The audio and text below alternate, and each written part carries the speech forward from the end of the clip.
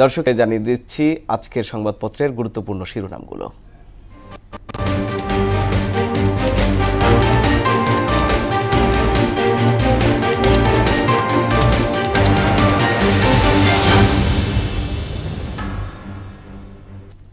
শুরুতেই আমার হাতে আছে দৈনিক ইত্তেফাক।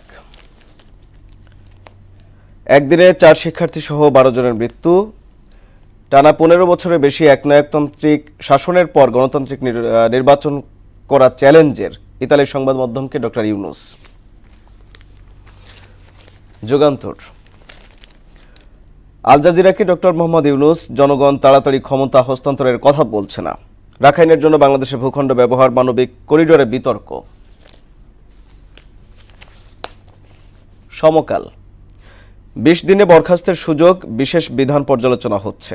রাখাইনের জন্য করিডোর নিয়ে বিএনপি জামায়াতের প্রশ্ন। প্রথম আলো, মামলা হলেই কাউকে গ্রেপ্তার হয়রানি নয়, সংবাদ সম্মেলনে আইজিপি। 4 রাত ধরে গোলাগুলি, কাশ্মীর সংকট।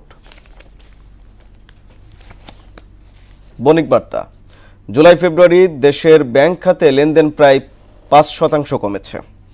গ্যাস সংযোগ বিচ্ছিন্ন, ঢাকা ইপিজেডে বেশিরভাগ শিল্পের উৎপাদন ব্যাহত। বাংলাদেশ প্রতিদিন, চাল নিয়ে প্রতারণা, দোকান বদল হলেই বেড়ে যায় মোটা চালের দাম।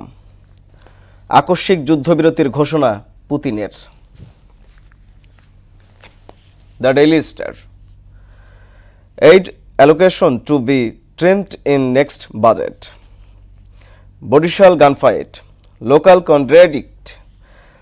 contradict RAF claims. Victims had no criminal records.